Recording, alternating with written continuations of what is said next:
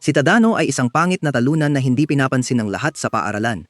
Pero nang malaman niyang ang pinakamagandang babae sa paaralan ay sobrang mahiyain, nag-alok siyang tulungan siyang makahanap ng kaibigan pero nauwi ito sa panganib para sa kanya. Nagsimula ang lahat nang dumating si Tadano sa kanyang bagong paaralan at nagulat siya na nakapasok siya sa isang prestihiyosong akademya kahit na siya'y karaniwang tao. Sa shoe locker, nakasalubong niya ang isang batang babae na si Komi, kaya sinubukan niyang batiin siya nang hindi nakikita ang kanyang mukha. Ngunit nang makita niyang mas maganda siya kaysa sa lahat ng paborito mong OnlyFans models, napasaya siya na parang isang weeb na nawawalan ng kanyang V-card. Pero biglang nanginig si Komi at tumingin sa kanya na parang kaaway. Kaya natatakot siyang baka mawalan siya ng bait, pero mabilis siyang umalis, na nag-iwan sa kanya na nalilito. Habang papasok sa klase, naguguluhan pa rin si Tadano sa kakaibang asal ng reyna ng kagandahan, pero tinanggap niyang hindi siya kailanman makakasama ng isang kawawang talunan tulad niya. Ngunit nang umupo siya sa klase, nagulat siya nang makita si Komi na nakaupo sa tabi niya at lahat ng mga inggitero sa klase ay nagplano na lobotomiya siya dahil sa inggit. Ako lang ito, hindi siya. Dahil dito, siya ay nanginginig sa takot. Nang dumating ang guro, tinanong ang mga estudyante na ipakilala ang kanilang sarili. Nang dumating ang turno ni Komi, tumayo siya sa katahimikan na parang estatwa sa loob ng ilang segundo na nagdulot ng pagkalito sa lahat. Pagkatapos, bigla siyang lumakad sa harap ng klase at isinulat ang kanyang pangalan sa pisara na may aura at intensity ng isang samurai na nagpasigaw sa lahat para sa kanya.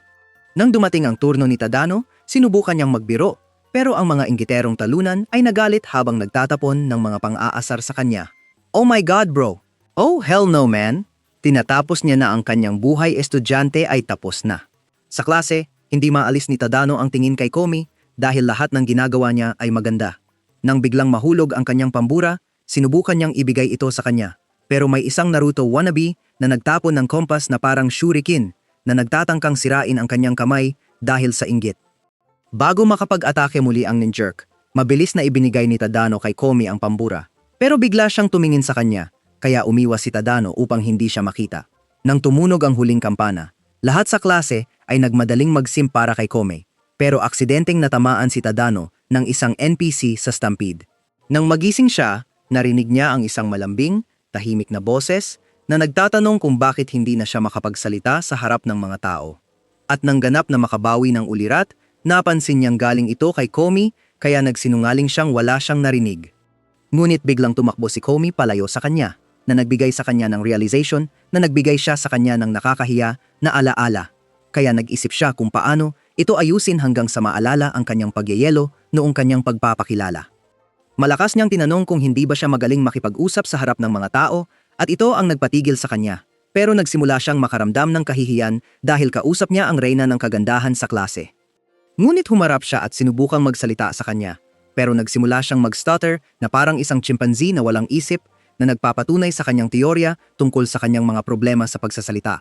Habang nag-aayos sila ng mga upuan, tinanong ni Tadano kung ano ang gusto niyang sabihin sa kanya kanina, pero siya'y nanginginig muli, kaya nagmungkahi siyang magsulat sa pisara. Gamit ang board, tinanong ni Komi kung paano niya nalaman ang tungkol sa kanyang problema sa pagsasalita, kaya ipinaliwanag niya na napansin niya ito sa kanyang mga reaksyon at tinanong kung may nakapansin na, pero sabi niya wala. Ipinaliwanag niya na gusto niyang makipag-usap sa mga tao, pero laging natitigilan ang mukha niya kapag lumalapit siya, kaya nagiging dahilan ito para sila'y magtakbuhan at iniisip niyang ayaw sa kanya ng mga tao. Matapos ipahayag ito, naging emosyonal si Komi habang sinasabi kay Tadano na gusto niyang imbitahan siya na mag-lunch at nagulat si Tadano na napakarami na palang dinanas niya mag-isa kahit na mabait siyang tao. Ibinigay niya sa kanya ang panyo, akala niyang umiiyak siya pero nang lumingon siya, nakita niyang nahihikbilang siya. Humingi siya ng paumanhin sa pagkabahala sa kanya kanina at humiling nakalimutan na ang nangyari bago niya nilinis ang board. Pero habang umaalis siya, biglang sumulat si Tadano sa board, nagtatanong kung ilan ang brain cells ng mga subscriber ng Annie Ender. Kaya lumingon siya at tama ang sagot na -100 at nag-usap sila ng masaya tungkol sa kanilang mga interes sa susunod na ilang minuto hanggang sa mapuno ang board. Matapos linisin ang board, sinabi ni Komi na ang pangarap niya ay makagawa ng 100 kaibigan at sinabi ni Tadano na siya ang magiging best friend na tutulong sa kanya na makahanap ng natitirang 99 pero ito'y nagpasabog ng puso niya. Kaya naguluhan si Tadano at nilinis ang board.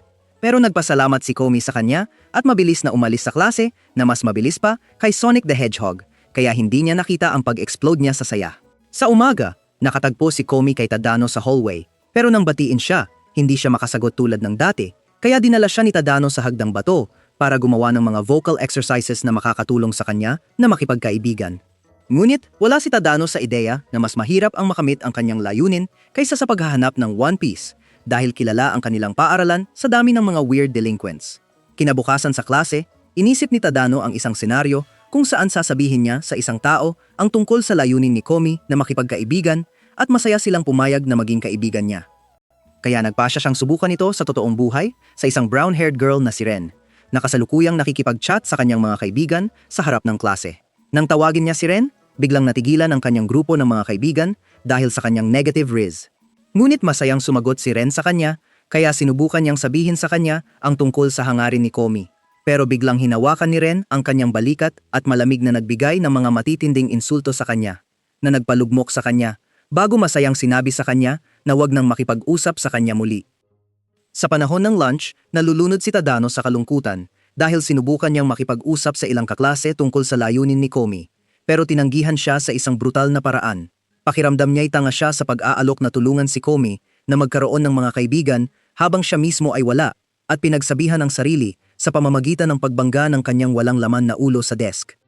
Ngunit bilang huling pagsubok, nagpasya siyang subukan ito sa taong alam niyang hindi kailanman tatanggihan ang alok, kaya nakatagpo siya ng kanyang lumang kaibigan, sina Jimmy, na bumati sa kanya na may smug na mukha. Biglang lumitaw si Komi sa tabi ni Tadano, kaya ipinakilala ni Tadano sina Jimmy kay Komi bilang kanyang kaklase mula sa kanyang lumang paaralan, pero napansin niyang nagbibihis sina Jimmy. Kaya tinanong niya ang tanga kung bakit siya nakasuot ng palda. Matapang na sinabi ni Jimmy kay Tadano na siya ay babae. Kaya pinagsabihan siya ni Tadano sa pagsubok na sundan ang yapak ni Bruce Jenner. Pero hindi na nagulat si Tadano dito, dahil mula nang magkakilala sila, sina Jimmy ay isang compulsive liar na may dalawang panig. Biglang napalibutan ng kanilang mga kaklase sina Jimmy at nagsimula siyang makipag-usap ng masaya sa lahat. Pero nagtataka si Tadano kung nag-aalok siya ng sakay sa kanyang Willy Wonka, kaya ipinaliwanag niyang lahat sila ay malalapit na kaibigan niya, na nagulat kay Kumei. Ngunit hindi nagulat si Tadano dahil kahit sa dati nilang paaralan, kalahati ng mga estudyante ay kaibigan ni Jimmy dahil siya ang paborito sa pakikipag-socialize. Pag-alis ng mga estudyante, nilapitan ni Tadano sina Jimmy para humingi ng pabor, pero sinimulan siyang asarin ni Jimmy sa pag-aalok na makipaglaro sa kanyang mga peking plano. At ito ay nakakapangilabot kay Komi, kaya't sinisiguro ni Tadano sa kanya na hindi siya masamang tao. Tinanong ni Tadano siya na subukan ng parirala na sinanay nila kaninang umaga, pero hindi naiintindihan ng tahimik na hangal kung ano ang ibig sabihin niya. Kaya't bumulong siya na dapat niyang tanungin sina Jimmy na maging kaibigan siya, na nagdulot ng pagkainggit sa mga estudyanteng nakapaligid. Ngunit nagsimula siyang manginig muli tulad ng espada ni Sophie Rain. Kaya't pinuri ni Tadano siya sa kanyang pag-unlad bago ipaliwanag kay Jimmy na gusto niyang maging kaibigan siya. Tinanong ni Tadano siya na tanggapin siya bilang kaibigan dahil sa tingin niya, madali lang ito para sa isang sosyal na tao tulad ni Jimmy. Ngunit binigyan ni Jimmy sila ng malaking gulat sa pagsasabing hindi ito posible. Habang nakatulala si Komi sa gulat, dinala ni Tadano sina Jimmy sa labas kung saan tinanong niya sina Jimmy kung bakit hindi niya tinanggap si Komi. Ipinaliwanag ni Jimmy na hindi siya interesado kay Komi dahil nakilala niya siya minsan sa nakaraan, at kahit na nilapitan niya siya ng masaya, tumingin siya sa kanya ng tahimik tulad ng isang mannequin na nagbigay sa kanya ng impresyon na hindi siya pinapansin. Si Komi ang tanging tao na hindi niya naging kaibigan noon, kaya't ang gulat ay nagdulot sa kanya ng pagkakastak sa kama ng isang linggo. Dahil siya ay isang mature na tao, hindi naniniwala sina Jimmy na kin-hatred siya ni Komi.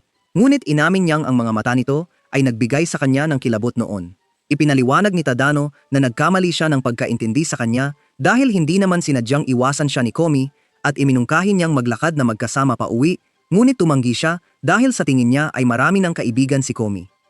Ngunit tumingin si Tadano sa kanya ng seryosong mukha habang hinihimok siyang kausapin siya, at tinanong ni Jimmy kung gusto ba niya si Komi, kaya't ipinaliwanag ni Tadano na gusto lang niyang tulungan siya dahil kailangan niya ng tulong. Nang marinig ito, sa wakas ay pumayag sina Jimmy na maglakad pa uwi kasama si Komi sa kondisyon na simulan ni Tadano na tawagin siyang sa kanyang pangalan, at pumayag si Tadano. Pagkatapos, binanggit ni Jimmy kung paano siya tinanggihan ng kanyang crush matapos siyang tanungin na makipag-date sa kanilang dati nilang paaralan, at ang Shane ay tumama kay Tadano ng sobrang lakas na nagdulot sa kanya ng explosive diarrhea. Pagkatapos ng klase, Tinanong ni na Jimmy si Komi na maglakad pa uwi kasama siya at pumayag siya. Ngunit napansin ni Tadano mula sa kanyang taguan na awkward sila sa isa't isa. Habang naglalakad silang magkasama, humingi ng tawad si na Jimmy kay Komi sa pagsasabing ayaw niyang maging kaibigan siya at tinanong niya siya kung naaalala ba niya ang kanilang nakaraang pagkikita, ngunit hindi pa rin siya makapagbigay ng mga salita kaya't siya ay nanginginig tulad ng isang robot bilang tugon. Tinanong ni na Jimmy siya tungkol sa kanyang kasikatan, ngunit siya ay nagsimulang manginig muli sa harap niya na nagdulot din sa kanya ng pagyanig. Kaya't nag-text si Tadano kay na Jimmy, tinatanong kung okay lang siya at sinabi ni na Jimmy na sumuko na siya. Bigla, dumating ang dalawang pangit na loser na sina Ma at Shi at sinimulang sabihin kay na Jimmy kung gaano nila siya namimiss, kaya't tinanong niya kung ano ang gusto nila. Nagbigay si Ma ng buong love confession speech mula sa telenovela na humihingi kay na Jimmy na makipag-date sa kanya. Ngunit agad na winasak ni na Jimmy ang kanyang mga pangarap sa pagsisiwalat na siya ay isang lalaki. Ngunit inihayag ni Ma na siya ang number 1 apprentice ni Didi at sinubukan na pasukin ang likuran ni na Jimmy gamit ang kanyang 15-inch machine. Wow! Wow! Hey! Hey! Hey! Hey! Ngunit biglang tinapik siya ni Komi mula sa likod at ibinigay ang kanyang key. Dahil hindi maintindihan ng tanga ang wika ni Nezuko, natatakot siya at inisip na banta ang mga espada niya, kaya tumakbo siya kasama ang kanyang kaibigang nakakatawa. Napahanga si na Jimmy, kaya sinabi niyang gusto niyang maging kaibigan si Komi at tumawa habang tinatawag siyang nakakatawang tao. Pag alis niya, sinabi ni Tadano kay Komi na nagkaroon siya ng pangalawang kaibigan, kaya siya'y tumalon sa saya. Kinabukasan, nagla-lunch sina Tadano at Komi at dumating sina Jimmy para makisaya, pero nagsimula si Komi na manginig sa saya na nagdulot ng takot kay na Jimmy. Napansin ni na Jimmy na umiwas si Tadano kay Komi, kaya't hiniling niyang lumapit, pero nakita ni Tadano ang galit na mob ng mga haters sa likod niya, kaya tumanggi siya. Pagkaupo, sinubukan ni na Jimmy na makipag-usap ng sabay-sabay kay Kumei pero nag-overheat ang utak niya, kaya't nakialam si Tadano sa pamamagitan ng pagbanggit sa layunin niyang makakuha ng 100 kaibigan. Ngunit biglang pinapunta ni na Jimmy si Kumei para kumuha ng sobrang komplikadong ice cream order para sa kanya. Sinabi niya kay Tadano na sundan siya dahil may iba pa siyang kaibigan na makikita sa lunch. Kaya't nanood si Tadano mula sa malayo habang pumapasok si Komi sa restaurant. Pagdating niya sa counter, tinanong siya ng may-ari kung ano ang gusto niya, pero nagsimula siyang gumawa ng sign language kaya't ibinigay sa kanya ang menu para pumili. Habang nahihirapan siya sa menu, nakita ng may-ari ang cute niyang mukha at nagkaroon ng liwanag mula sa Gunnar Heaven, kaya't nagluto siya ng pinakamagandang ice cream para sa kanya. Kahit alam ni Komi na hindi ito ang tamang order, hindi niya maipahayag ang mga salita, kaya't kinuha niya ang ice cream kay na Jimmy na nagsabi sa kanya na mali ang order. Dahil dito, umiyak siya, kaya't nagmakaawa sina na Jimmy at Tadano sa kanya habang nakaluhod. Kinabukasan, ang 4 na mata na babae kanina, si Agari, ay nasa library, nag-aayos ng mga libro habang iniisip na siya'y isang mahiyain na tao na nawawalan ng lakas tuwing may tumitingin sa kanya.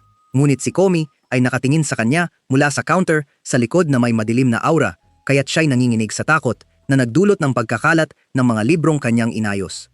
Habang pinupulot ni Agari ang mga libro, iniisip niya kung gaano kalmado at marangal si Komi sa kabila ng pagkakaroon ng hitsura ni Scarlett Johansson at siya'y sobrang fan ng cool na ugali ni Komi na nagiging sobrang excited siya sa harap nito. Gayunpaman, nararamdaman niyang kabaliktaran siya ni Komi dahil siya'y kalahating bulag, mataba at antisocial na loser at nalilito siya sa katotohanan na nakatingin si Komi sa kanya na nagiging dahilan upang bumagsak ang kanyang matabang tiyan. Matapos magdumi, nagpapahinga siya sa toilet dahil itinuturing niyang ito ang kanyang personal na espasyo na walang makakakita sa kanya.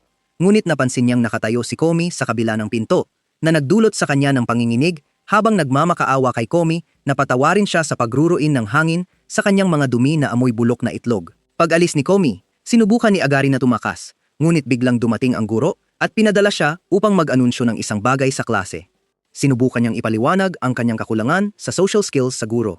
Ngunit napansin na nakatingin si Komi sa kanya mula sa likod na parang alien sa horror movie, kaya tinanggap niya ang kahilingan ng guro. Habang naglalakad papuntang klase, iniisip ni Agari kung ano ang maaari niyang gawin dahil malapit na siyang sumabog muli ang tiyan.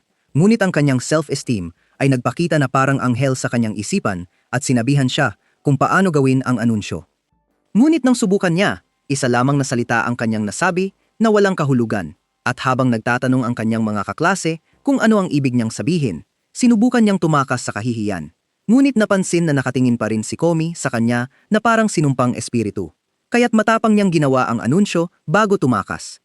Pagdating niya sa bubong, tumalon siya sa saya dahil hinarap niya ang kanyang mga takot sa unang pagkakataon. Kaninang umaga, ipinakita ni Jimmy kina Tadano at Komi ang listahan ng mga kaibigan niya na may katulad na personalidad kay Komi at iminungkahi na piliin nila ang susunod na kaibigan mula sa listahang iyon. At natuwa si Tadano sa ideya na simulan ang misyon na ito. Ipinakilala ni Jimmy sila kay Agari, sinabing mayroon siyang mga mental na issue. At ito ay nagdulot kay Tadano ng awa para sa kanya, pero si Komi ay nakaramdam ng pagkakapareho sa kanya. Ngunit, nang oras na para lumipat sa susunod na tao, napansin nilang wala na si Komi at lumapit siya kay Agari pero hindi niya mahanap ang mga salita. Sa kasalukuyan, ipinaliwanag ni Komi ang lahat kay Tadano pero nagsimula siyang makaramdam ng sama ng loob dahil sa pagkakamali, kaya pinakalma siya ni Tadano na sinabing magkakaroon siya ng isa pang pagkakataon. Nang sandaling iyon, dumating si Agari at mahiyain niyang sinabi kay Komi na natatakot siya dahil sa patuloy na panggugulat niya. Pero ngumiti siya habang inamin na nagbago siya dahil dito at pinasalamatan siya sa tulong. Kinuha ni Tadano ang pagkakataon at inalok na maging magkaibigan sila pero biglang tumakbo si Agari pataas na sinasabing imposibleng mangyari bago ipaliwanag na gusto niyang maging aso ni Komi dahil hindi siya nararamdaman na karapat-dapat na maging kaibigan niya. Sa klase, sinabi ni Komi kay Tadano na mayroon na siyang telepono at naguluhan siya na wala pala siyang ganito noon kaya ipinaliwanag niya na hindi niya ito kailangan dati pero iba na ngayon dahil tinulungan siya ni Tadano na makahanap ng mga kaibigan. Nang makita ito, naging emosyonal si Tadano. Pero sinabi niya na kailangan niyang kunin ang mga numero ng kanyang mga kaibigan.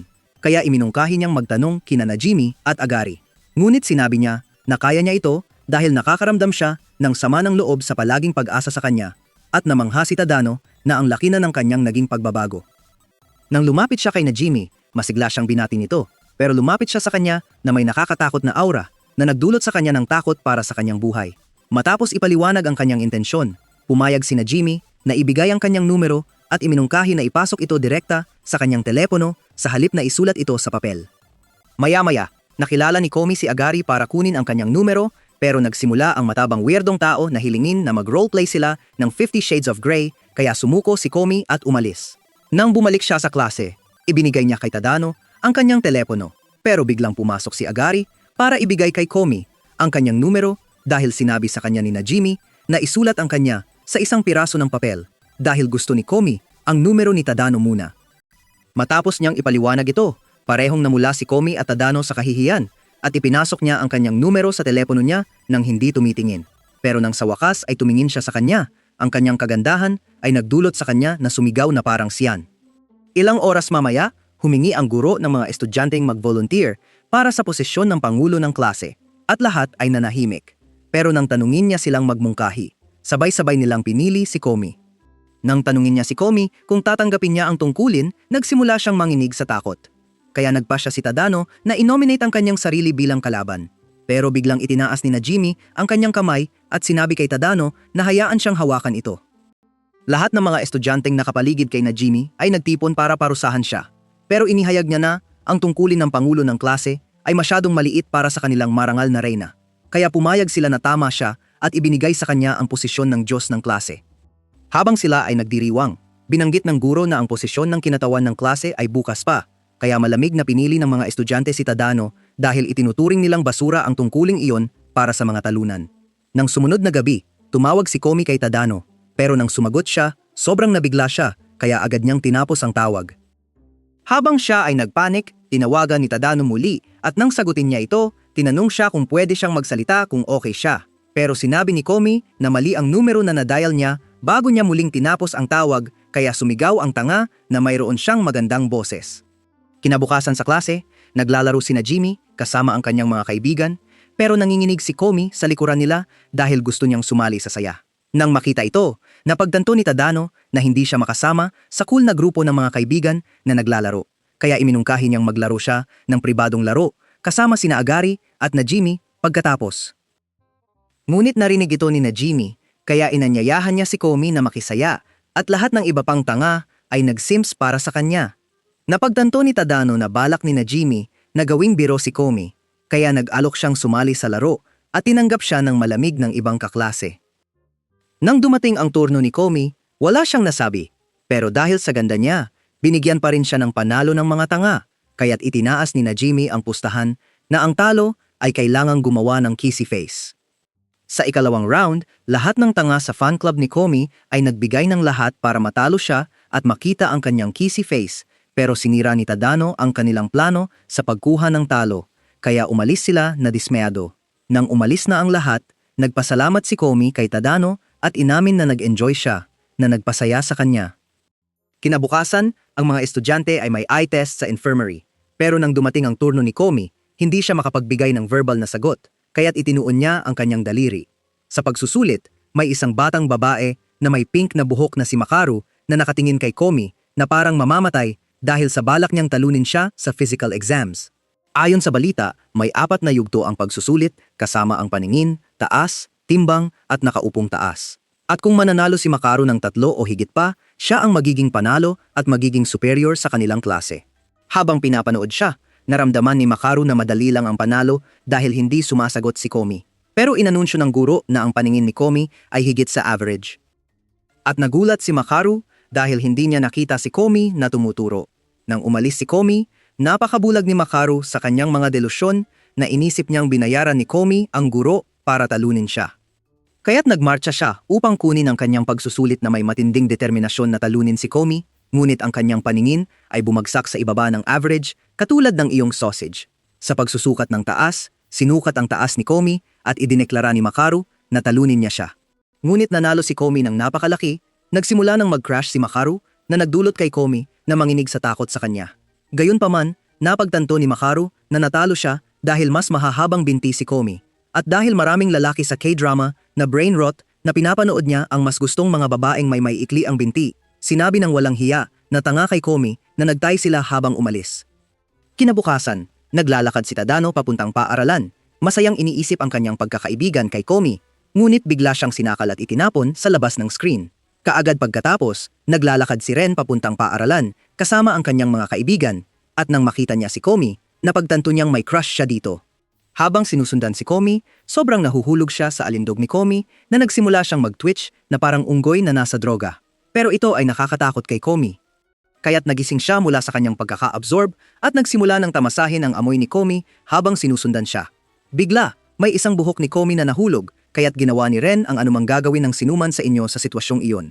Kinuha niya ito at ginugol ang ilang minuto sa pagdila dito bago ilagay ito sa isang bag para gamitin sa mga aktibidad sa gabi. Ginawa ni Ren na layunin na gawing permanenteng partner si Komi sa Caesars at bilang unang hakbang, nagpasya siyang batiin siya ng ngiti. Ngunit nang subukan niyang gawin ito, ang tapat na aso ni Komi, si Agari, ay humadlang sa simpline upang makipag-glaze kay Komi, kaya't naglagay si Ren ng maskara ng demonyo na nagtakot sa kanya.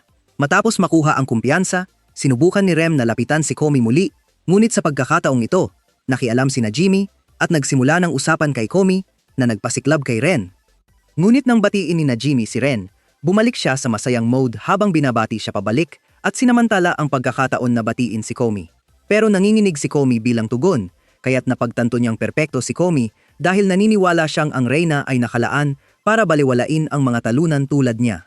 Tinawag ni Ren si Najimi sa hallway at tinanong siya kung ano ang relasyon nila ni Komi. Sinabi niyang magkaibigan sila, kaya't banta niya. Gagawin siyang tunay na babae sa masakit na paraan kung hindi siya ipakilala kay Komi. Sa klase, ipinakilala ni Najimi si Komi kay Ren at muling nanginginig si Komi. Ngunit nagiging walang kontrol ang Simp Queen habang lalo pang pinagmamasdan si Komi. Matapos kumalma, nagpasya si Ren na kumilos ng normal, kaya't inimbitahan niya si Komi na kumain ng Burger King sa lunch. Ngunit nababahala si Komi dahil nasa upuan siya ni Tadano. Gayunpaman, labis na nahuhumaling si Ren sa mukha ni Komi na nag-aalala, kaya't nagsimula siyang tumalon at magtapak sa lupa na parang lasing na rockstar. Ngunit nang mapansin niyang nakatingin si Komi sa kanya, ipinaliwanag niyang masaya lang siya. Pag-alis niya, muling nanginginig si Komi at nang tingnan siya ni Najimi, napagtanto niyang wala si Tadano sa klase kaya't siya'y nagpanik. Samantala, nagising si Tadano sa isang kakaibang silid at napansin niyang nakatali siya at may piring. Habang tinitingnan ang paligid, nakita niyang puno ng mga larawan ni Komi ang silid at napagtanto niyang nakatrap siya sa silid ni Ren kaya't nagsimula siyang magpanik. Sa klase, nag-alok si Najimi na bisitahin si Ren pagkatapos ng klase at nang tanungin niya kung bakit, Sinabi niyang naisip niyang gusto niyang makipag-usap dahil hindi siya umalis sa upuan ni Tadano mula ng break. Gayunpaman, gusto lang ni Ren na makasama si Komi dahil sobrang saya niya sa lunch nila kaya tinanggihan niya ang alok. Ngunit nang sabihin ni Najimi na darating din si Komi, agad siyang pumayag. Nang maalala niyang nakatrap si Tadano sa kanyang silid, nagsimula siyang magpanik ngunit hindi niya maipagkakait ang pagkakataong makasama si Komi sa kama kaya't pumayag pa rin siya. Ilang oras ang lumipas, bumalik si Ren sa kanyang silid at matapos tanggalin ang lahat ng larawan, isinara niya si Tadano sa isang aparador habang banta niyang ililibing siya sa ilalim ng tubig kung siya'y sumigaw. Habang naglalaro si Ren kasama sina Najimi at Komi, narinig ni Tadano ang boses ni Najimi kaya tinamaan niya ang pinto ng aparador upang ipaalam ito. Ngunit sinagot siya ni Ren habang sinisinungalingan sila na ang mga kapitbahay niya ay nagkakagulo sa King Kong position.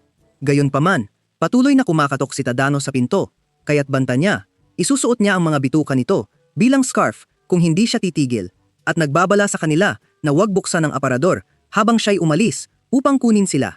Pag-alis niya, agad na binuksan ni Najimi ang aparador upang tingnan si Tadano, ngunit nahuli sila ni Ren at ipinaliwanag na kumikilos siyang parang psychopath dahil naniniwala siyang dapat ay kasama siya ni Komi at hindi isang walang silbi tulad ni Tadano. Tinanong niya si Komi na maging kaibigan niya. Ngunit umiling si Komi bilang pagtanggi at pinalaya si Tadano mula sa kanyang pagkakatali bago siya pasalamatan sa pag-host sa kanila. Habang siya'y umaalis, hinabol siya ni Ren patungo sa pinto at sinubukang gawing masama ang kanyang isip, ngunit sinabi ni Komi na siya ang pumipili ng kanyang mga kaibigan bago umalis, na nag-iwan kay Ren na umiiyak.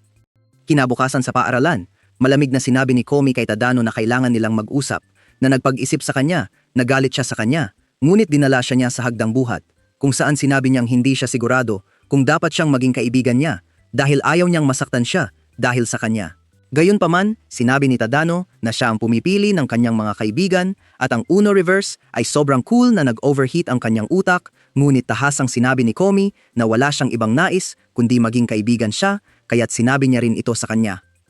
Dumating si Najimi kasama si Ren na humingi ng tawad kay Tadano at Komi para sa kanyang mga aksyon at sumulat si Komi na ayos lang.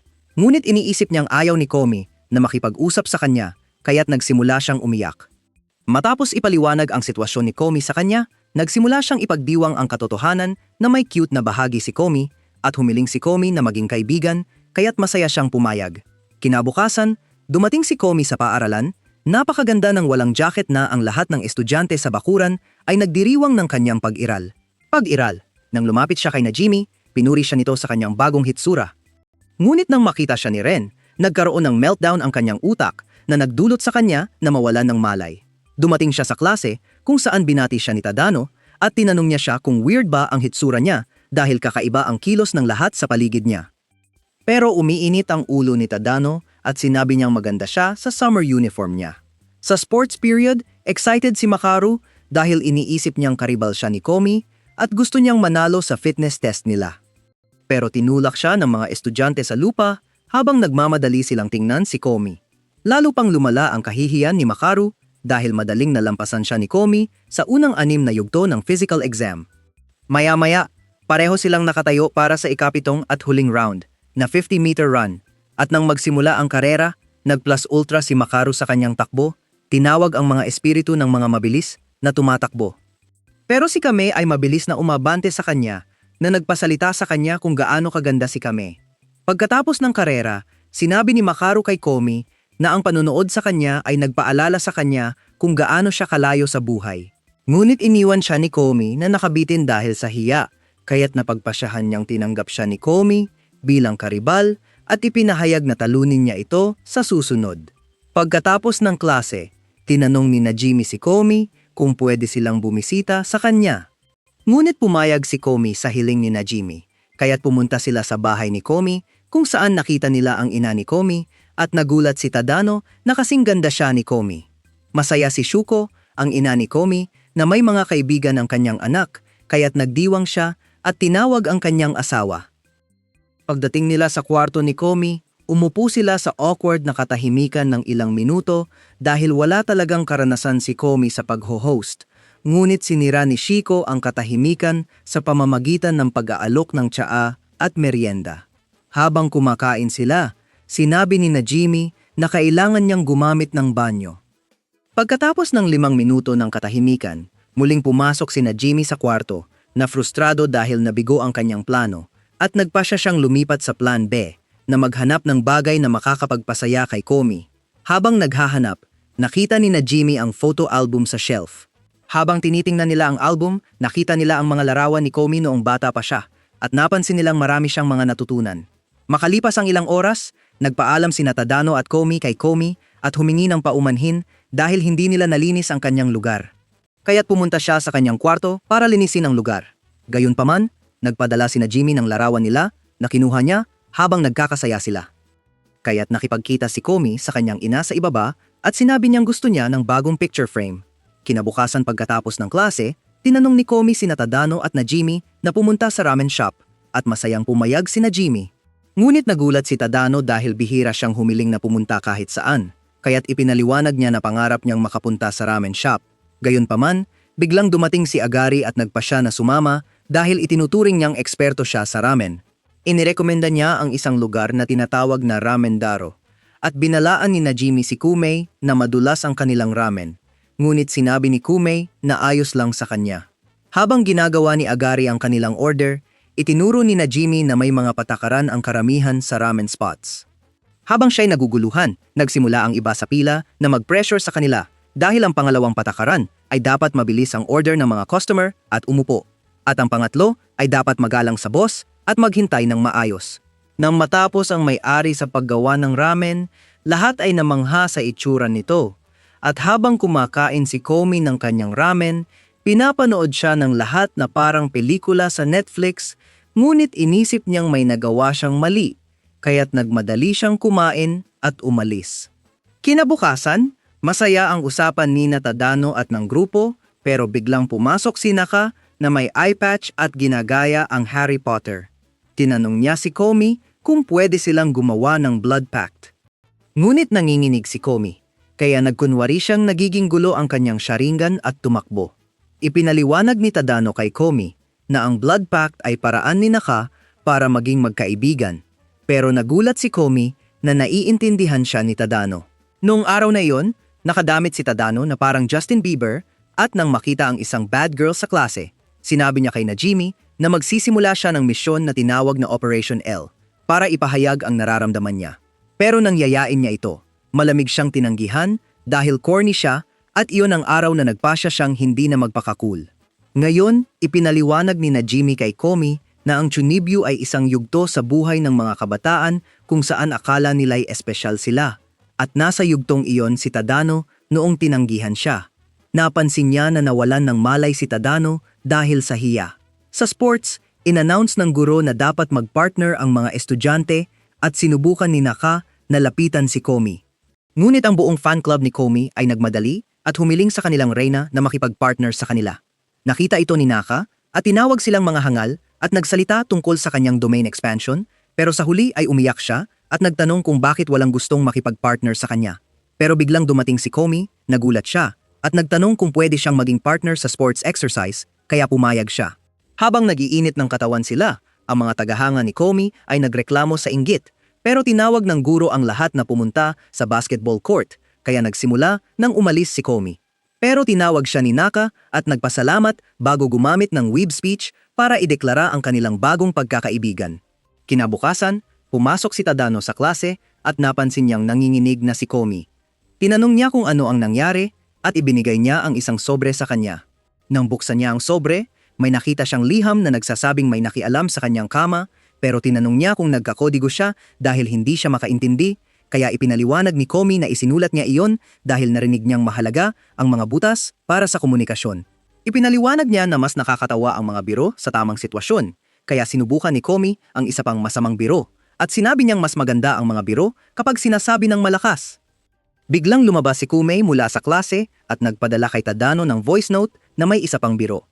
Pero nagtataka si Tadano kung bakit siya sobrang nakatuon sa mga dad jokes. Bumalik si Kumei at tinanong kung ano ang tingin niya, pero nahirapan siya dahil ayaw niyang sabihin na basura ang mga dad jokes niya. Dumating sina Jimmy, nagrereklamo tungkol sa panahon, at natuwa si Tadano na nandyan ang maingay na kaibigan. Pero ipinakita ni na Jimmy ang isang note na iniwan ni Komi sa kanyang locker na may biro na sobrang pangit, akala niya'y banta sa buhay. Matapos ipaliwanag ni Tadano ang lahat, humiling si Najimi kay Tadano na ipakita kay Komi kung paano ito gawin at sumayaw si Komi sa pananabik. Pero nag-alala si Tadano habang nag-iisip ng biro at napagtanto niyang mas masahol pa siyang komedyante kaysa sa tahimik na babae. Di nagtagal, tinanong ni Najimi si Komi kung saan siya bumibili ng damit, pero sinabi niyang hindi pa siya nakakabili, kaya tinanong niya kung ano ang ginagawa niya sa kanyang araw ng pahinga. Sinabi ni Komi na hindi siya madalas lumabas, kaya iminungkahi ni Najimi na mamili sila sa araw na iyon. Pero nagreklamo si Komi na nakakatakot, kaya pinatamis ni Najimi ang alok sa pamamagitan ng paghingi kay Tadano na samahan sila. Ngunit napansin ni Tadano na naguguluhan pa rin si Komi, kaya sinubukan niyang tumanggi. Pero sinabi ni Najimi na kailangan siya bilang tagasalin, kaya napilitan si Tadano na pumayag. Nang tanungin niya si Komi kung pwede siyang mag-imbita ng iba, tumango siya, kaya masayang tinanong ni Najimi si Agare na sumama at pumayag siya. Akala'y susundan siya ni Komi na parang aso, pero hindi nila alam na si Ren ay nakikinig sa kanila. Sa kanilang paglalakbay, nakatagpo sila ni Ren sa mall, nagkukunwaring nagkataon lang, pero kita ng mga lalaki ang kanyang kalokohan, kaya tinanong ni Najimi kung sinundan niya sila. Pero hindi siya sumagot at tinanong si Kumei kung anong klaseng damit ang gusto niya. Pero ipinaliwanag ni Kumei na wala siyang ideya dahil lahat ng damit niya ay binibili ng nanay niya at kahit kailangan niya ng damit, hindi niya alam kung ano ang isusuot para mamili. Dahil dito, nagpasya si Najimi na magdaos ng paligsahan kung sino ang makakapili ng pinakamagandang damit para kay Komi gamit ang 10,000 yen. At kahit nasabik ang mga simp girls ni Komi, sinubukan ni Tadano na magmungkahi na maghanap sila ng sama-sama, pero hindi siya pinansin ni Najimi at idineklara ang simula ng kanilang kompetisyon. Ilang minuto ang lumipas, lumabas si Komi sa isang magandang pulang Chunli outfit na pinili ni Najimi. At matapos bilangin ang mga boto, nakakuha si Najimi ng 34 tour puntos. Susunod, sinuot ni Komi ang damit na pinili ni Ren na nagbigay sa kanya ng hitsura na parang desperadong babae, pero lumampas siya sa limitasyon na 10,000 yen, kaya siya ay disqualified. Pagkatapos, nagbihis si Komi sa casual outfit na pinili ni Egiri, pero nagreklamo ang lahat na masyado itong pangit at nakakuha siya ng kabuuang puntos-puntos. Dahil turn na ni Tadano, ipinaliwanag niya na basta't pumili siya ng kahit ano dahil wala siyang alam sa fashion, pero sinabi ni Ren na tumigil na siya sa kakasalita, kaya ibinigay niya kay Komi ang isang outfit. Pagkatapos niyang magbihis, napanganga ang lahat nang makita nilang para siyang isang diyosa, at lahat, kasama si Komi, ay binigyan ito ng 10, kaya napagpasyahan nilang bilhin ang pinili ni Tadano. Kinagabihan, si Komi ay nasa kanyang kwarto, nakatingin sa damit sa salamin, at napagtanto niyang naguguluhan na ang kanyang buhok, kaya nagpasya siyang magpaganda. Nang dumating si Komi sa salon, sinalubong siya ng isang trabahador na si Arai, pero nagsimula siyang manginig. Kaya nanginginig din si Arai habang nag-iisip kung ano ang gagawin. Gayunpaman, dumating ang boss ng salon, si Maki, at nakilala si Komi, kaya inimbitahan siya nito. Pinag-iisipan ni Arya ang dahilan kung bakit hindi sumagot si Komi at kung bakit siya inimbitahan, at napagpasyahan niyang ang aura ng boss ang tumulong sa kanya na makipag-usap kay Komi, kaya yumuko siya bilang paggalang sa kanya. Habang ginugupit ni Maki ang kanyang buhok, elegante, nagsimula siyang kumuha ng mga litrato, pero pinaalalahanan siya ni Maki na gawin ang kanyang trabaho, kaya inilagay niya ang kamera. Tinanong ni Maki si Komi kung kumusta ang kanyang buhay sa paaralan, at nanginginig si Komi, pero somehow na-translate ni Maki ang kanyang body language na ibig sabihin ay masaya siya, kaya tinanong niya si Arai na lagyan ng shampoo ang kanyang buhok. Naging excited si Arai, kaya tinanong si Komi kung anong edad siya nagsimulang pumunta roon. At itinuro ni Komi ang isang magasin na nagpapakita ng edad, pero dahil hindi ito sinabi ni Komi ng verbal, nag-aalala si Arai na baka hindi siya maging pro dahil ayaw makipag-usap ni Komi sa kanya. Matapos sa buhok, nagbayad si Komi at sinubukan ni Arai na ibigay sa kanya ang resibo, pero itinuro niya ang isang pahina sa dyaryo na nagpasalamat si Arai habang siya ay umaalis.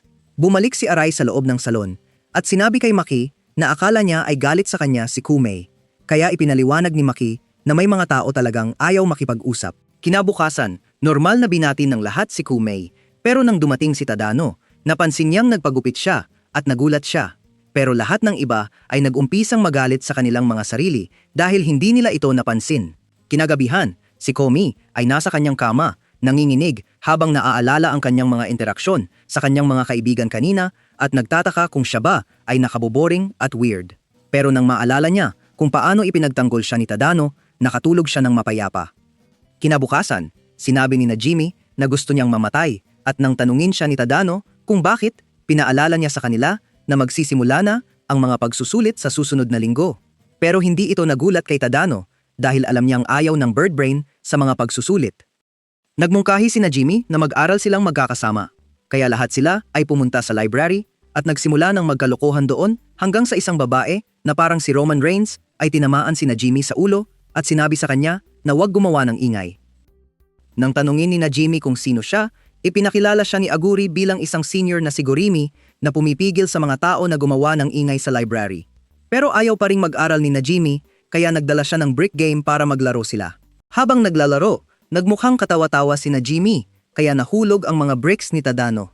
Kaya't nire-reset ni Goremi ang isip nila at dinala si na Jimmy para paluin pa. Ngunit sinabi ni Komi kay Tadano na nasiyahan siya sa laro at gusto pa niyang maglaro kaya nagpasya siyang sumama kay na Jimmy. Pagkatapos ng exams, magsisimula na ang summer break pero kahit tapos na siya sa homework, kinakabahan pa rin si Komi na lumabas. Ngunit biglang tinawag siya ni na Jimmy at inimbitahan siyang sumama sa kanya at kay Tadano sa pool kinabukasan kaya pumayag siya at nagdiwang sa pamamagitan ng fist pump. Kinabukasan, nagsuot si Komi ng nakakasilaw na summer outfit para sa biyahe. Pero sobrang kinakabahan siya kaya't paulit-ulit niyang tinitingnan ang bag niya hanggang dumating ang kanyang nanay para ipaalala na oras na nang umalis. Di nagtagal, dumating siya sa resort 30 minuto bago ang napagkasunduang oras at nagsimula siyang manginig hanggang dumating sina na Jimmy at Tadano. Matapos purihin ang outfit ni Kume, tumakbo sina Jimmy para simulan ng lahat na nagdulot ng awkward na katahimikan sa pagitan ni na Tadano at Kume. Ngunit sinira ni Tadano ang katahimikan sa pamamagitan ng pagsasabi kay Kume na maganda siya na nagpasimula sa kanyang pamumula bago tinawag sila ni na Jimmy. Habang naglalakad sila, nakita nila si Agari na tumatakbo papunta sa kanila na may mga malalaking melon na nanginginig. Kaya't ipinaliwanag ni na Jimmy na inimbitahan din niya siya. Pero nang dumating si Ren kasama ang ilang mga background characters, sinabi ni na Jimmy na hindi niya sila inimbitahan. Tulad ng dati, nagkunwari si Ren na coincidence ito para maiwasan ang mga akusasyon ng stalker at humiling na makisali sa kanilang kasiyahan. At masayang pumayag si na Jimmy. Pero nang tanungin niya si Komi, tumango siya at nagsimulang manginig muli. Sa loob ng resort, nagsimula si na Jimmy na tumalon sa saya at sinubukan ng mga mob characters na makisali. Pero pinigilan sila ni Ren at pinakilala ang takot sa kanila sa pamamagitan ng pagbabanta na puputulin ang kanilang mga marble sacks kung masyado silang magtatagal sa screen kasama si Komi. Sa locker room ng mga babae, naghahanda si Komi na magpalit ng outfit pero ang kanyang number 1 gunner, si Ren, ay nasa tabi niya. Nagpapasalamat sa langit na hindi nasayang ang mga araw na ginugol niya sa pag-stalk sa bahay ni Komi dahil malapit na niyang makita ang mga walang takip na vanilla-flavored cupcakes at swimsuit ni Komi. Pero naglabas si Komi ng school swimsuit sa halip na nagulat sa kanya pero imbes na umamin ng pagkatalo, hinawakan niya ang kamay ni Komi at malamig na inimbitahan siyang mamili ng swimsuit. Sa pool, nakipagkita si na Jimmy sa ibang mga lalaki, suot ang outfit na magpapasaya kay Didi at nagsimula ng magdilig ang ibang mga lalaki sa kanya na nagulat kay Tadano. Bakit ka ba bakla? Bigla, dumating si Agari sa swimsuit na nagpapakita ng kanyang malalaking melon na parang art exhibition at lalo pang nabaliw ang mga tanga.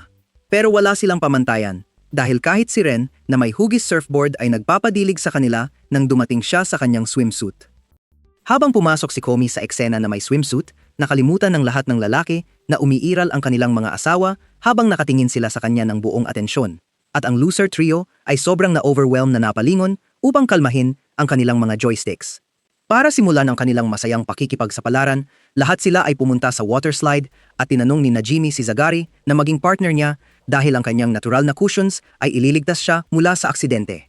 Nagsimula ang ibang mga tanga na makipag-away para sa karapatan na makipartner kay Komi pero sinabi ng clerk kay Tadano na sumama sa kanya sa slide dahil wala na silang masyadong oras kaya sumakay siya sa floater sa likod niya.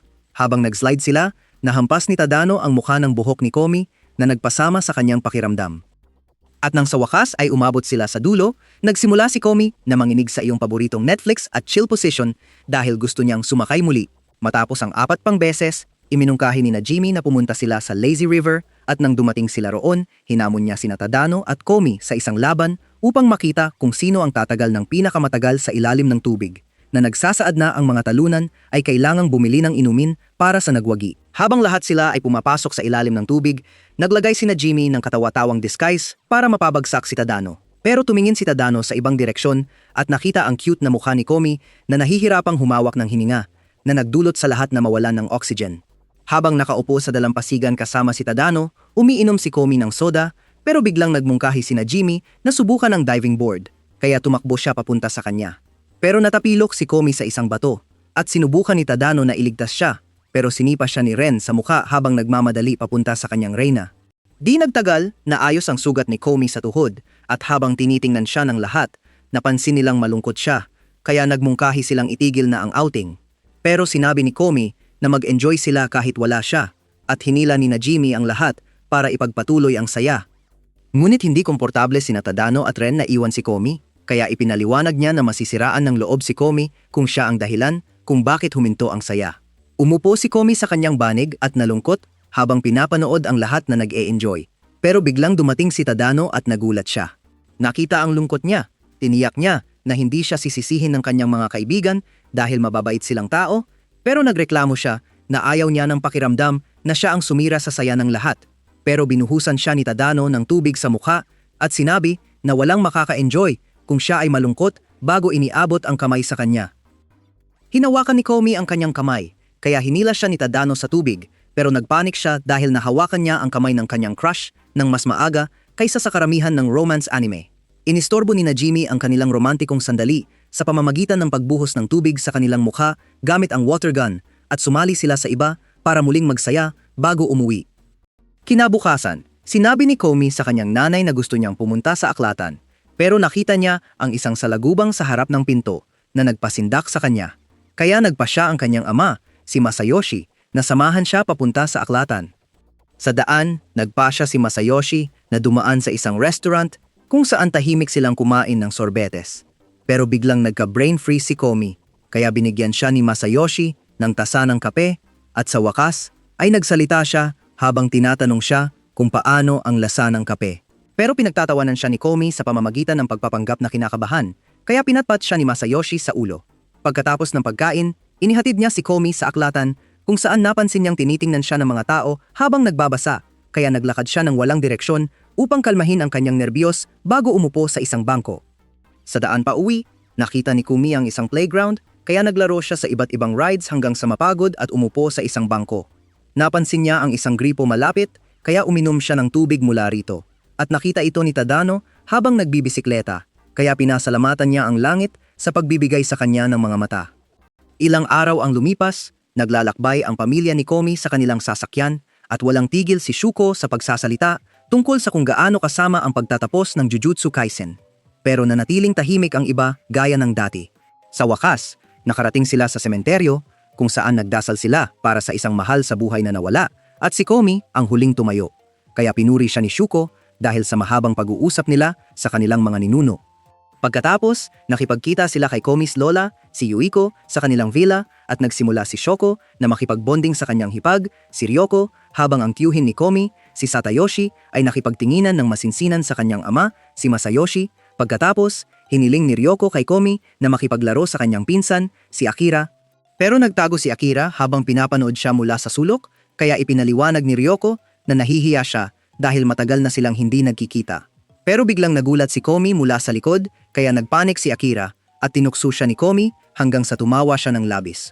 Pagkatapos nito, nag-enjoy sila sa ilang random na aktibidad at nang tanungin ni Akira si Komi na makipaglaro ng board game, tumango si Komi bilang pagsang-ayon. Pero napaiyak si Akira sa saya dahil masaya siyang gusto na ni Komi na makipaglaro sa kanya, hindi tulad ng dati na pinapanood lang siya. Habang naglalaro sila ng laro, inistorbo ni Shuko si Komi at sinabi na makita ang kanyang lola bago ang hapunan. Dahil sa kanilang tahanan, nakasanayan na ipaalam kay Yueko ang mga kasalukuyang sitwasyon at humingi ng kanyang karunungan. Nang dumating siya sa silid ni Yueko, nakita niyang lumalabas ang kanyang ama na may mukha na tila may sinabing mahigpit. Pero nang umupo siya, tinanong siya ni Yueko kung may mga kaibigan na siya sa paaralan, kaya ngumiti at tumango si Komi.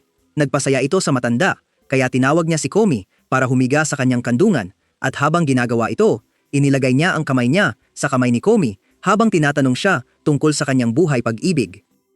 Samantala, tumawag si Tadano kay Najimi na humihiling na magkita sila sa isang pista sa gabing iyon. At kahit nalilito siya, sinabi ni Najimi na magsuot siya ng yukata bago matapos ang tawag. Nang sumapit ang gabi, naghihintay si Tadano kay Najimi sa lugar ng pista. Ngunit biglang dumating si Komi na nakasuot ng magandang yukata na nagpaiwan kay Tadano sa pagkabigla. Nagsimula si Komi na manginig dahil nag-aalala siyang hindi bagay ang kanyang yukata, kaya ipinaliwanag ni Tadano na talagang maganda siya. Dumating sina Jimmy na may daan-daang tao sa likod niya, ngunit nalito si Tadano.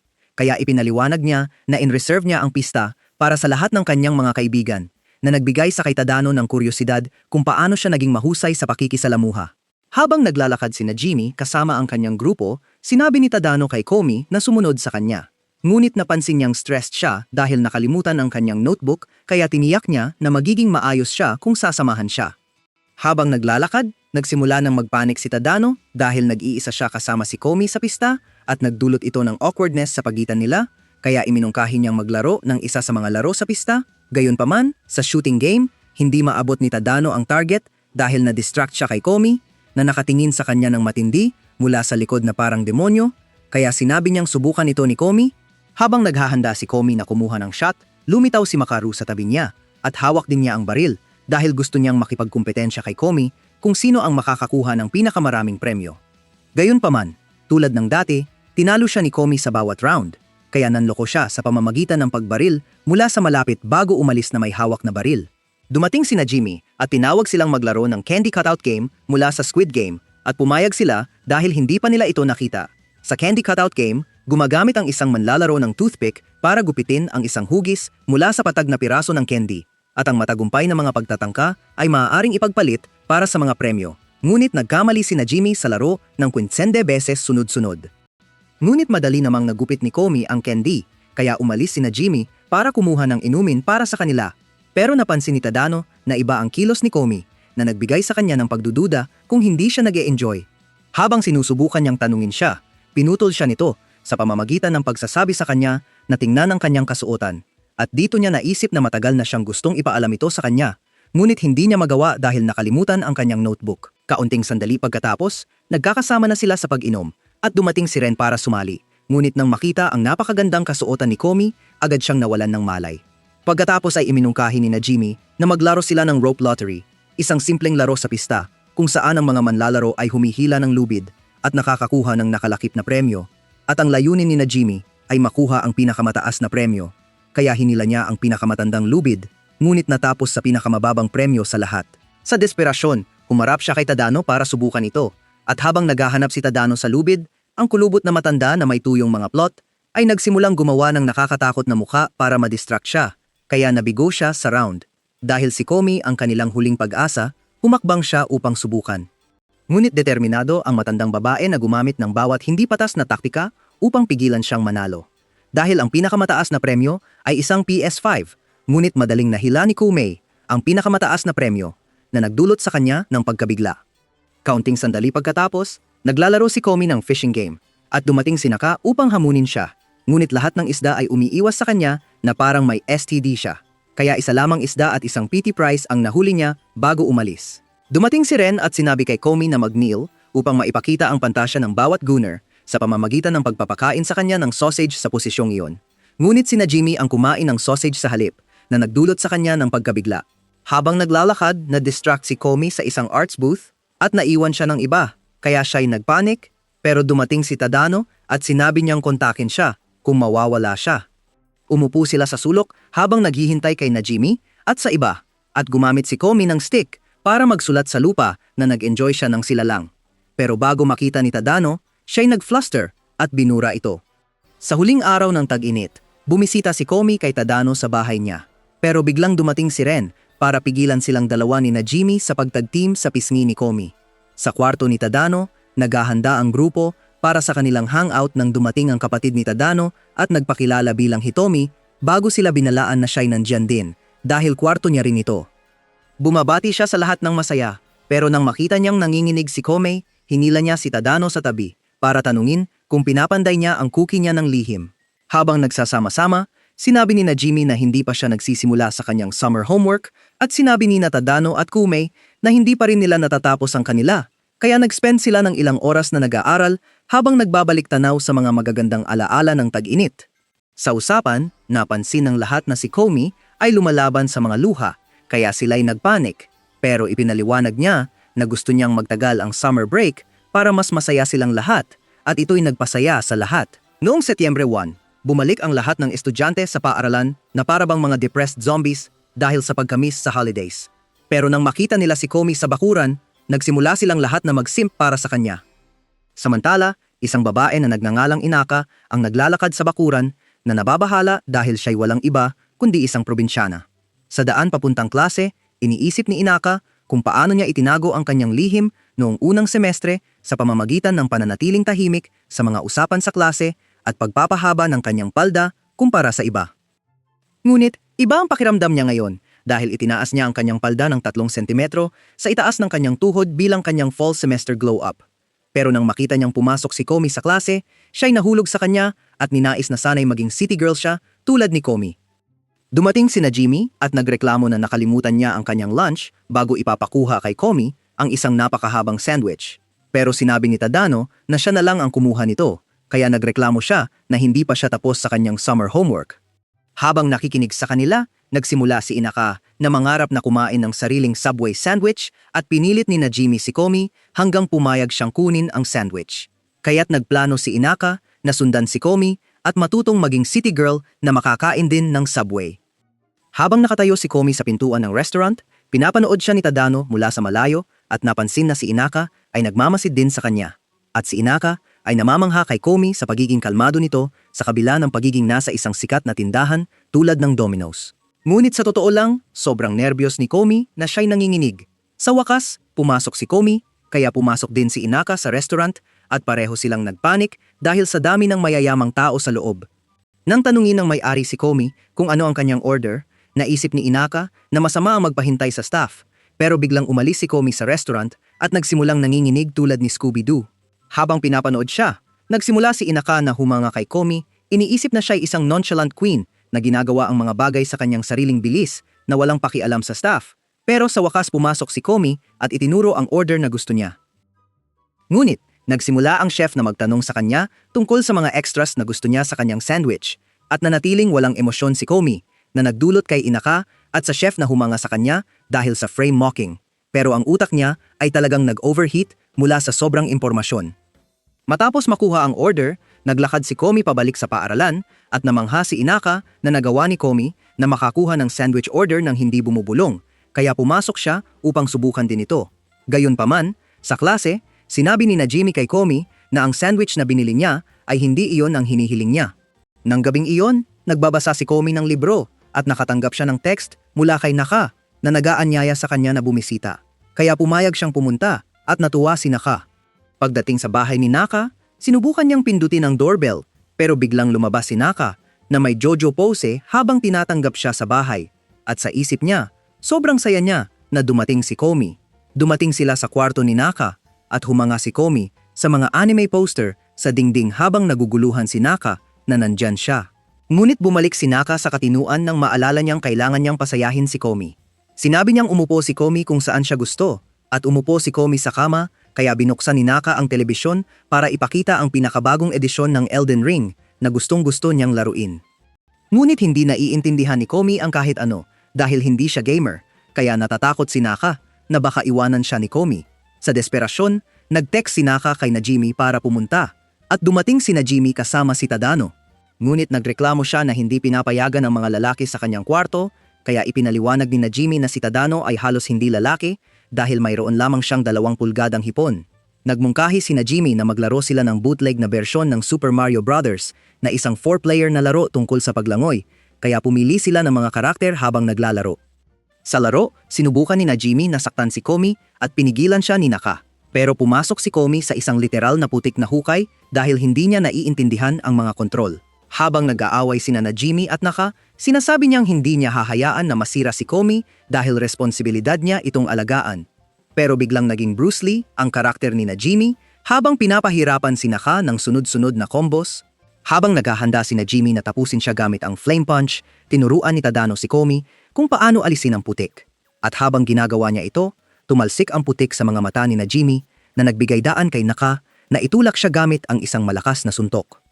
Habang siya ay nagdiriwang, ngumiti rin si Komi pero nagsimula si Najimi na magreklamo na parang talunan kaya hinamon siya nito sa ilang round pa.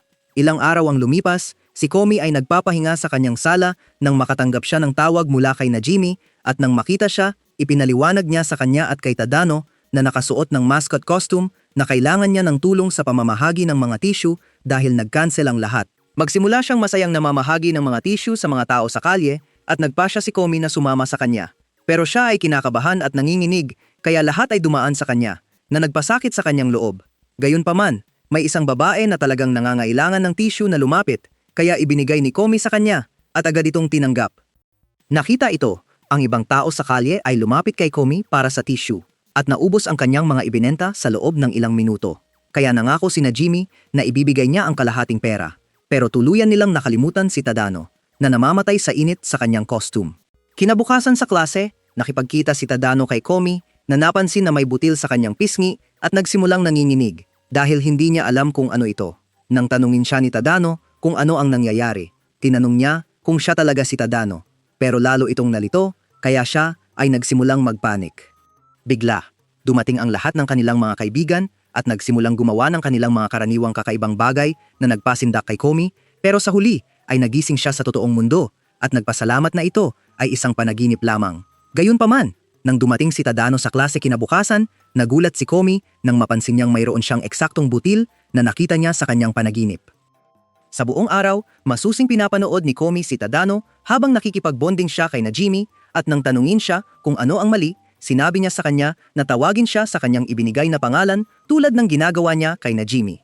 Nagsimula nang uminit ang utak ni Tadano at pinaalala niya sa kanya na siya ay babae. Pero dumating si Najimi at tinawag siya sa kanyang ibinigay na pangalan habang sinasabi kay Tadano na subukan ito. Ngunit hindi kayang sabihin ni Tadano ito, kaya sinabi ni Najimi kay Komi na subukan niyang tawagin siya sa kanyang ibinigay na pangalan nang hindi ito isinusulat sa isang libro, pero hindi rin niya ito masabi. Kaya sinabi ni Najimi kay Tadano na may butil siya sa kanyang mukha. Ilang araw ang lumipas, nagdaos ang paaralan ng isang kaganapan na tinatawag na Sports Day at nagbihis si Komi sa kanyang sports gear. Ngunit nagulat siya nang marinig ang klase sa likod niya na gumagawa ng mga Wakandan war chants bilang paghahanda para sa kompetisyon. Nakipagkita si Najimi kay Komi at Tadano at nagsimula siyang tumalon para pasiglahin sila para sa sports festival. Pero biglang dumating ang estudyanteng may pulang buhok na hindi pa nila nakita at nagsimula siyang mag-emote. Kaya ipinakilala siya ni Najimi bilang Chika. Ipinakilala ni Chika ang sarili kay Komi bilang estudyanteng nasa 2 taon. At matapos purihin ang hitsura ni Komi ng ilang minuto, sinabi niyang dapat ipakita ng kanilang klase ang galing nila habang siya'y umaalis. Pero biglang dumating si Ren, galit na galit dahil hinawakan ni Chika ang kanyang kahangahangang reyna at sinabi niyang dapat ipaglaban ng iba pang miyembro ng fan club ni Komi ang kanilang buhay para sa kanya. Ipinaliwanag ng MC na ang sports festival ay isang round-robin tournament na may kasali lahat ng klase mula unang taon hanggang 3 taon at ang klase na may pinakamaraming puntos sa dulo ng torneo ang mananalo. Ipinakilala niya ang sarili bilang Suukasa at ang espesyal na hukom bilang ang vice principal bago ipahayag na ang unang laro ay isang serye ng group exercises kung saan ang may pinakamagandang porma ay makakakuha ng N puntos mula sa principal. Nang magsimula ang laro, napansin ng vice principal na ang porma ni Chika ay kasing ganda ng kay Angela White sa paborito mong Cornhub videos at inisip niyang siya ang magiging pinakamahusay sa kompetisyon hanggang mapansin ang eleganteng porma ni Komi na nagbigay inspirasyon sa kanya upang bigyan siya ng 1 puntos. Ang ikalawang laro ay tug of war ng klase, pero nang magsimula ito, si Ren at ang kanyang mga kasama na tagahanga ni Komi ay nagsimulang mawalan ng malay dahil sa sobrang aura ni Komi na nagbigay daan sa klase ni Chika para madaling manalo. Susunod, parehong nakilahok ang mga kupunan sa isang obstacle relay na may puntos din para sa sining at nadapa si Agari pero nakakuha pa rin ng lahat ng puntos sa sining gamit ang jiggle physics ng kanyang mga melons bago siya nagtag kay Naka. Habang tumatakbo si Naka, tinatanong niya ang kahalagahan ng buong kaganapan at nagplano na magkamali ng sinasadya pero mabilis siyang umabot sa bahagi kung saan kinakailangan ng mga manlalaro na maghanap ng candy at isang lalagyan ng starch ng walang kamay. Nag-atubili siya nang mapagtanto niyang dinisenyo ito para gawing katawa-tawa ang mga tao.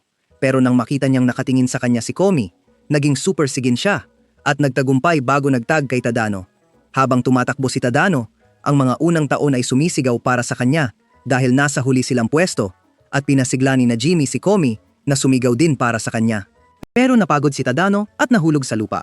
Pero nakita niyang sinasabi ni Komi na gawin ang kanyang makakaya gamit ang kanyang cute na boses. At ito ang nagbigay sa kanya ng koneksyon sa Speed Force. Kaya tumakbo siya ng super bilis at natapos sa pangatlong pwesto sa karera. Sa kalaunan, umulan, At ang mga estudyante ay nagtago sa isang canopy pero biglang dumating ang nanay ni Shuko na nagdulot ng pagkabigla sa lahat habang nagtatanong sila kung kailan natutong magsalita si Komi. Ipinakilala niya ang sarili sa mga estudyante at sinabi sa kanila na makisama kay Komi pero itinulak siya ni Komi palabas ng tent kung saan sinabi niya kay Komi na mayroon siyang magagandang kaibigan.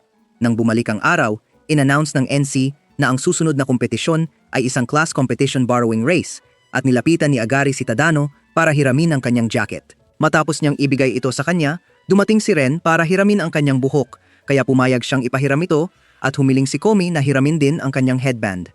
Nang ibigay niya ito sa kanya, dumating si Najimi at humingi kay Tadano ng 1,000 yen pero tumanggi si Tadano na ibigay ito sa sakim na moron. Ang susunod na kompetisyon ay isang laro ng musical chairs na nilalaro ng buong paaralan at in-announce ng MC na ang natitirang mga estudyante ay bibigyan ng puntos para sa kanilang klase dahil may 100 chairs na lang natitira. Pero nang huminto ang musika, lahat ay nag-alok kay Komi ng upuan. Matapos makilahok sa maraming mainit na laro, sa wakas ay umabot sila sa huling laro ng araw na isang class relay kung saan ang bawat klase ay kakatawanan ng 4 na runner at ang mananalo sa unang pwesto ay makakakuha ng 100 million puntos. Nang magsimula ang karera, lahat ng runner mula sa bawat klase ay tumakbo at sinubukan ni Chika na ipakita ang sportsmanship sa pamamagitan ng pag-shake ng kamay kay Komi pero nagsimula ang antisocial airhead na manginig kaya hiniling na lang niya ang swerte para sa kanya. Nang ipasa ng kanilang mga kasama ang baton sa kanila, tumakbo ang dalawang baddies at si Shaika ay tumakbo sa unahan pero biglang nadulas at nahulog si Komi habang lahat ay nakatingin sa pagkabigla. Pero nagsimula ang lahat ng unang taon na sumigaw para kay Komi. Kaya bumangon siya at tumakbo ng may sigasig sa tulong ng pagkakaibigan, ngunit natapos siya sa pangalawang pwesto, ilang pulgada lamang mula sa nagwagi, si Chika. Kinabukasan sa paaralan, pinapanood ni Komi mula sa gilid habang nakikipag-usap si Tadano sa isang babae at nakaramdam siya ng selos kaya patuloy siyang nanood sa kanila. Kaunting sandali pagkatapos, lahat sa klase ay nagsimulang mangulit kay Tadano ng mga tanong at hiling tungkol sa nalalapit na cultural festival. Pero biglang dumating ang babae na kausap niya kanina, si Nene, at nag-alok na tumulong kay Tadano sa mga form sa kanyang mesa. Habang dala nila ang mga form, iminungkahi ni Tadano na payagan si Komi na tumulong, pero sinabi ni Nene na sapat na ang dalawa, kaya umalis silang magkasama na lalong nagpaselos kay Komi. Habang ibinababa ang mga form sa science lab, sinabi ni Nene kay Tadano na inoferan niya siyang tulungan dahil nalaman niyang pinagtutukso siya ng lahat sa klase at nagulat siya na napaka-maaalalahanin ni Nene. Sa daan pabalik, tinanong niya si Tadano kung paano niya hinaharap ang mga problema ng pagiging malapit na kaibigan ng beauty queen ng klase. Pero sinabi ni Tadano na walang pressure at sinabi niyang makipag-usap siya kay Komi para malaman pa ang tungkol sa kanya. Nakita ito ni Komi at nagpanik siya mula sa kanyang taguan at napansin siya ng mga ito. Kaya't sinubukan ni Nene na makipag-usap sa kanya pero tumakbo si Komi palayo.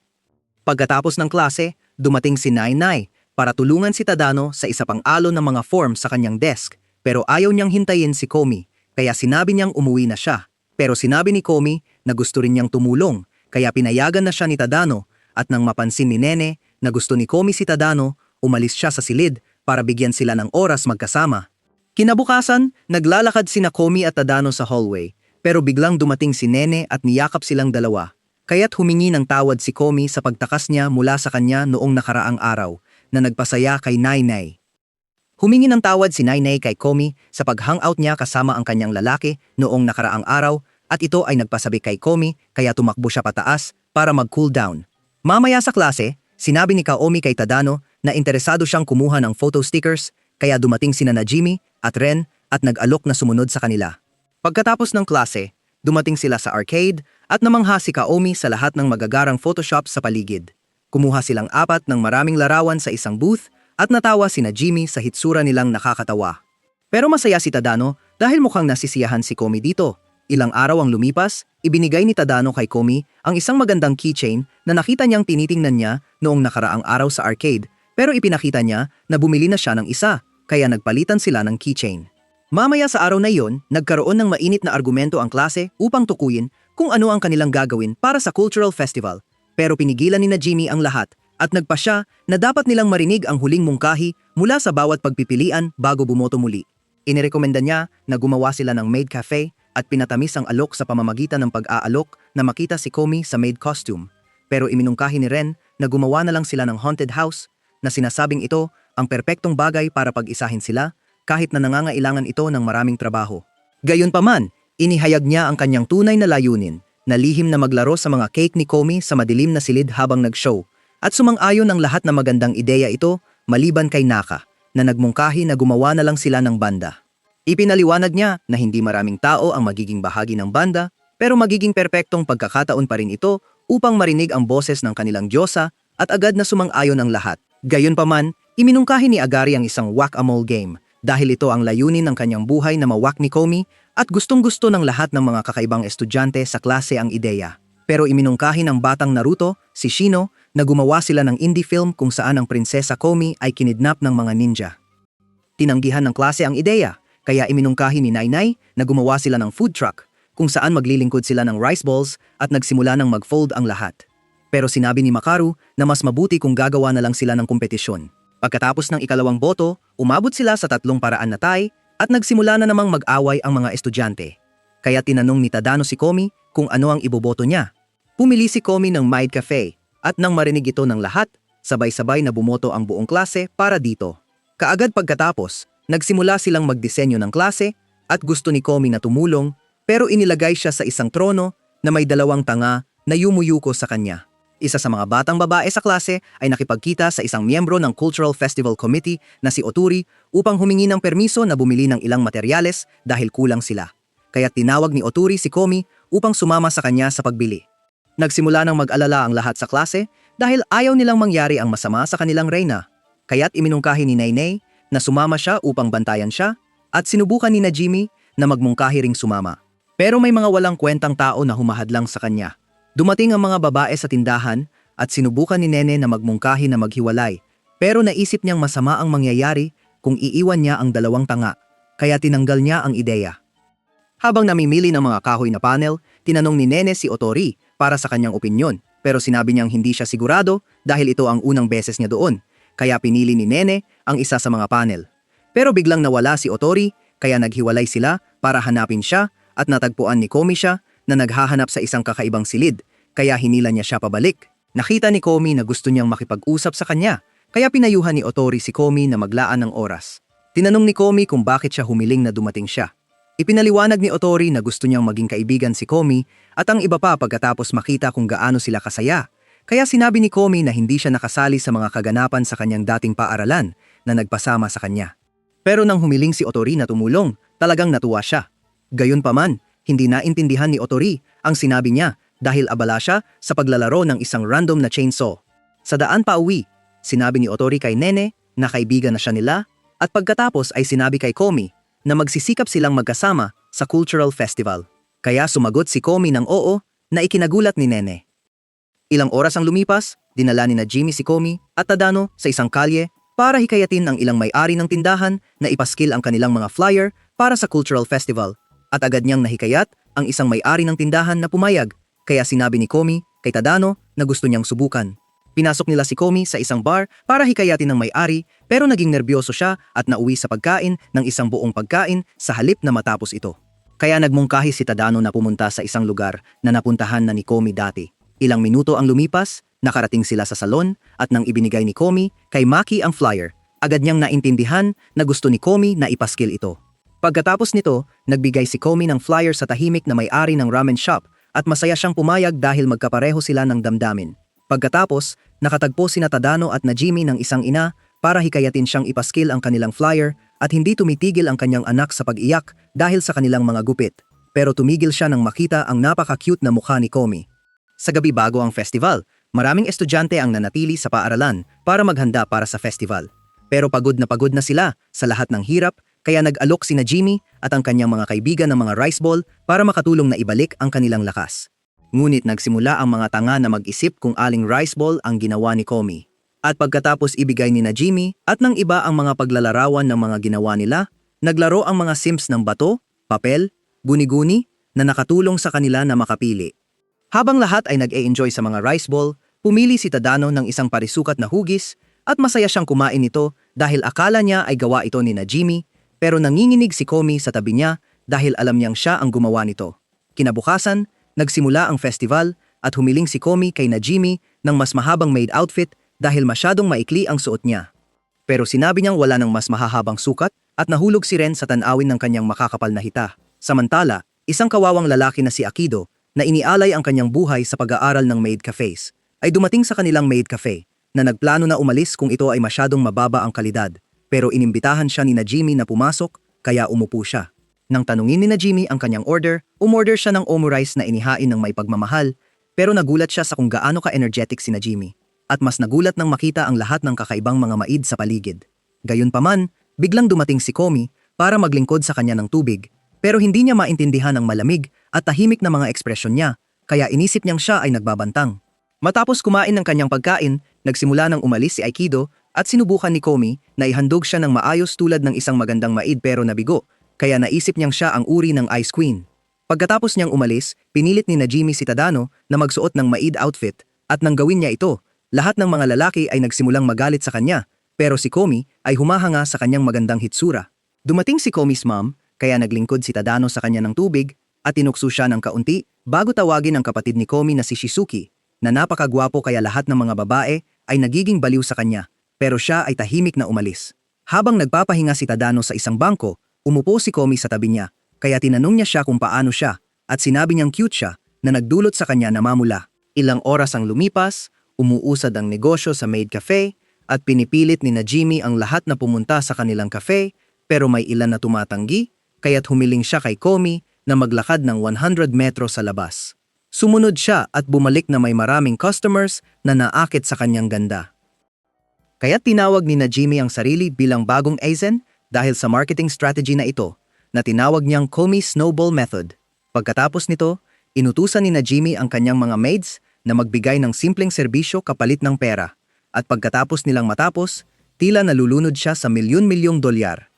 Habang nagmamalaki siya tungkol sa kanyang Ponzi scheme, dumating ang guro kasama si Gurimi at binigyan siya ng strike dahil sa paglabag sa mga patakaran bago siya pinabalik ng lahat ng pera sa customers. Nagmungkahi si na Jimmy na i-advertise ang kanilang maid cafe sa legal na paraan sa pamamagitan ng pag-check sa ibang events habang nakasuot ng maid outfits. Pero lihim siyang nagplano na gamitin ang super version ng Komi Snowball Method. Dumating sila sa haunted house at habang naglalakad sa loob, nanginginig si Komi tuwing makakita siya ng nakakatakot na painting sa dingding. Pero biglang may lumipad na espongha sa kanyang mukha na lalong nagpapanik sa kanya. Habang lumalalim sila sa bahay, masaya si Otori na isa sa mga multo sa disguise dahil sa wakas ay dumating na ang kanyang biktima. Pero nang makita niyang si Komi ito, nagsimula siyang magpanik dahil alam niyang baka mapatay siya sa takot sa Diyosa ng kanilang paaralan. Sa wakas ay nagdesisyon siyang gawin ito dahil responsibilidad niya. Pero sa oras na magdesisyon siya, umalis na ang grupo sa haunted house.